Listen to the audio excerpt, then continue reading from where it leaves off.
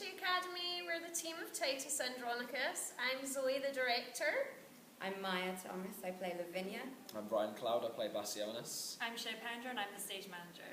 And we're going to answer some of your questions that Nick has given us. The first one I have is, why did you choose to set Titus in the 80s?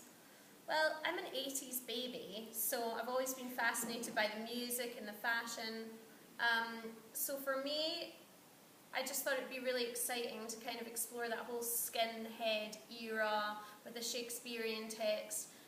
Really, I just woke up in the morning one day and I had this vision of this skinhead spiting Shakespeare, so I just kind of went with it and that was it.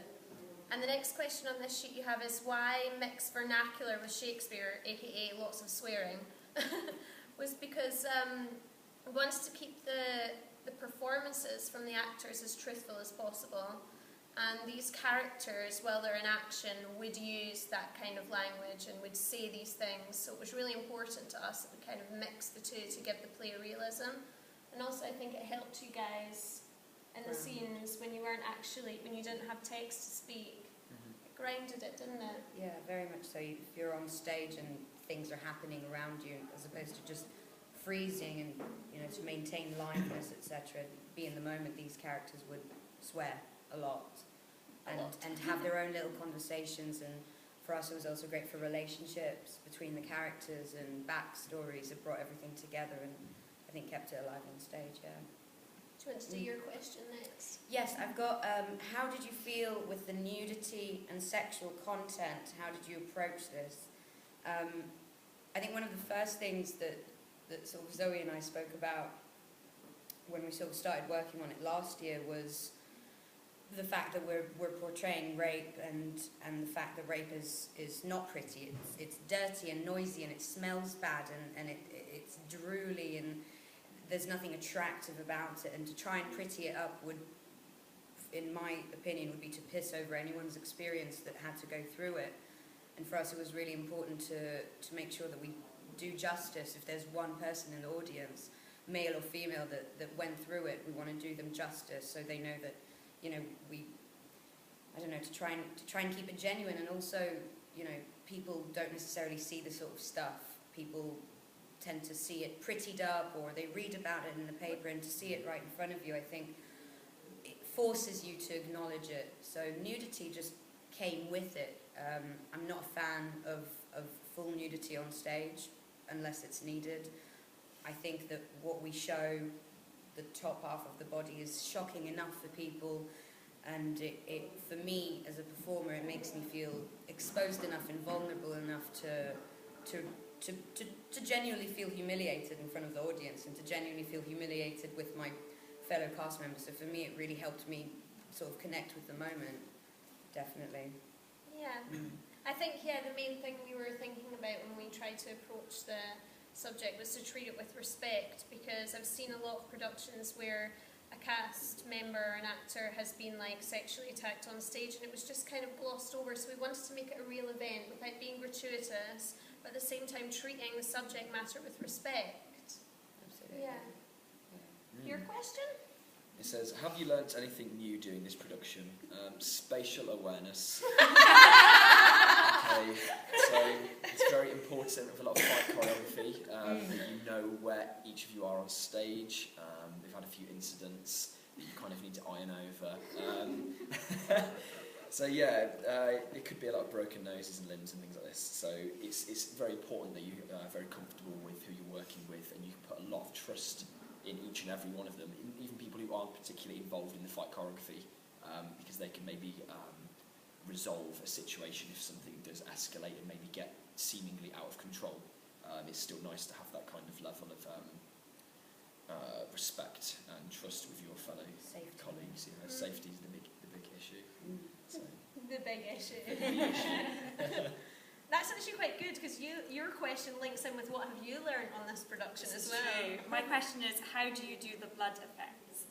So it's quite simple really. We get very cheap nappy sacks from the pound store and we fill it with pre-made blood. We don't make our own blood for the show. Machine washable, because there's a lot of blood.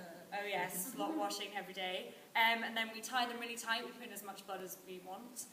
And then they burst quite easily. We attach them with plasters to the actors, but quite a lot of the blood effects and the way they work is a lot down to the way the actors do it, especially with the angle grinder, because the two actors that are restraining the two boys that are tied up, they hold the blood pack over their neck.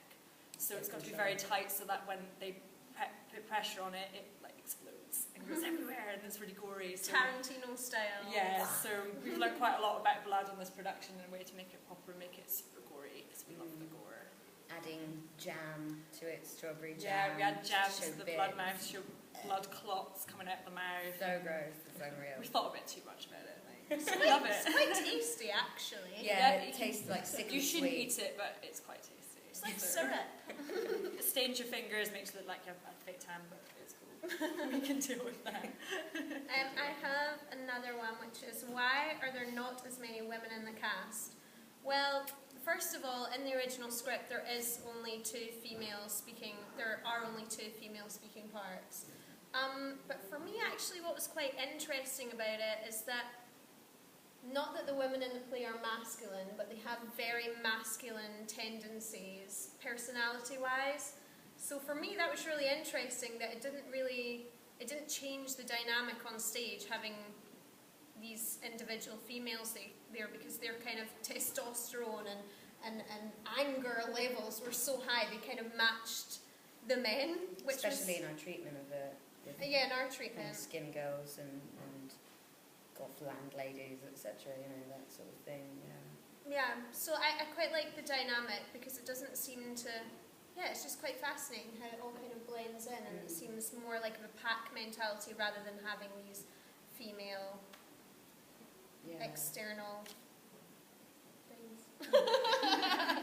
Have you got another one? Yeah. This one says, how do you approach Shakespeare's language? So, I hate iambic pentameter. yeah. I hate it with all the passion of the fires in hell. It doesn't work for me. I don't think it makes sense. It lulls people to sleep. Dee-dum, dee-dum, dee-dum. So for me, as a director, the first thing I always do is forget the iambic. Break up the text. Put little exclamations in where you feel like they would naturally come. Choose the words that for you are the most passionate in the line, and forget the rhythm. And that's my main thing as a director, what I try to push the actors towards. I mean, I don't know how... Well, I like the iambic pentameter as an option. I like everything as an option. So when I get the text to begin with, I look for where, like you say, where the rhythm works. There's some points, I mean, you know, a few approaches say Shakespeare wrote it so it works with the heartbeats. He gave you punctuation so you know where to breathe and you know where to go, and it's meant to show something about the emotional state of the character. I think especially in this context, because we've put it in a different era, it's not period based, there's no hoity-toityness to it, it's very earthy, very grounded. I don't think iambic would work in our context. It would just be repetitive and monotonous and boring. Sometimes the text demands it, and then, like you say, it just comes out naturally. But like Zoe, I'm not a fan of being religious about anything, especially not Shakespearean language. I think he was so experimental with his writing. He would absolutely love the fact that people are mucking about with it and being playful with the language and with the rhythm and with his punctuation. But what I really liked within our context is how the fact that we used our own, you know, like these specific accents and that earthiness that comes with them. I thought it heightens the text very much, especially, in my opinion, the way Stanley delivers Aaron's lines with a very thick Jamaican accent. It's so, you know, I've heard Shakespeare in many different languages and many different accents, and I always connect with it, like Zoe does, a lot more when it comes with a very genuine feel of language and of accent and of a place, as opposed to the sort of notion of RP or heightened whatever it is that no one, it's very difficult to connect with it, whereas here I think it's easier for people to get the language and the context and what we're actually saying, because the delivery is so close to home, as well as what you were saying yesterday about intentions. The intentions are so direct because there's no masking, there's no RP to mask your intention, it's just the way you would speak. So I sort of like how natural it feels, yeah. Yeah. I think we we answered all Yeah. your... We have. Thank you for the question. Yeah, and thank you so much for coming. I was sitting near you guys, and I thoroughly enjoyed all your reactions. I'm so glad you enjoyed it. Well, it looked like you enjoyed it, if you can enjoy it. But anyway, thank you so much for giving Thank us you your very questions. much. Bye.